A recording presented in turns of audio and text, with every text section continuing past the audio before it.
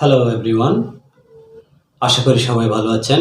আজকে আমরা কিছু এক্সক্লামেটরি সেন্টেন্স নিয়ে আলোচনা করব। তার যদি অনেক ধন থাকতো, সে গরিবদের দান করতে পারত। তার যদি একটি বড় বাড়ি থাকতো, তাহলে সে আরামে বসবাস করতে পারত। আমার যদি পাখির মতো ডানা থাকতো, আমি আকাশে উঠতে পারতাম। আজকে আমরা শিখব এই জাতীয় বাক্যগুলো কিভাবে ইংলিশে বলতে হয়।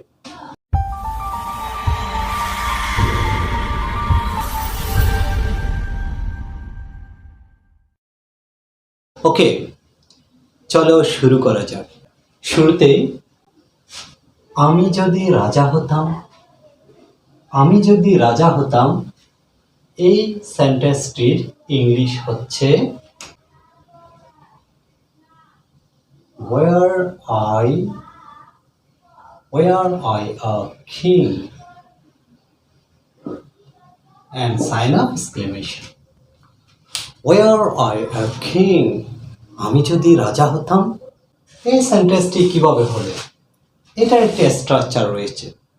এই স্ট্রাকচারটি হলো হওয়া অর্থে যখন বোঝাবে, যখন হওয়া অর্থে, যেমন আমি হতাম, তারা হতো, সে হতো, মানে সে যদি নিজে হতো, হ্যাঁ, এই যখন হওয়া অর্থে বোঝাবে তখন were প্লাস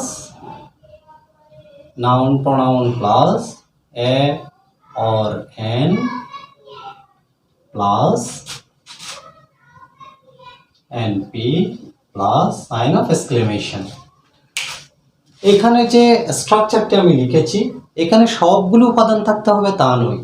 যেমন ওয়ার প্লাস নাউন প্রোনাউন একটা থাকতে পারে, যে কোনো একটা আর্টিকেল থাকতেও পারে, নাও থাকতে পারে, বা এরপর যদি আবার নাউন প্রোনাউন আসে তখন সেটা বসাতে হবে plus sign of exclamation.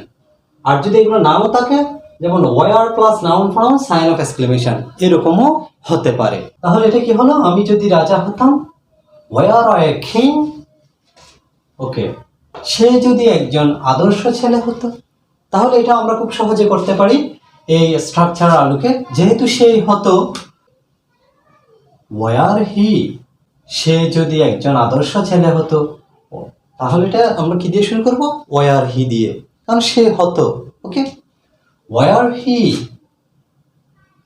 He an, সে যদি একজন আদর্শ ছেলে হতো, were he an ideal boy. Were he an ideal boy. তুমি যদি একটি পাখি হতে, তাহলে হওয়া হলে কি হবে? ওয়ার ইউ এ, তুমি যদি একটি পাখি হতে, ওয়ার ইউ এ বার্ড। তুমি যদি একটি পাখি হতে,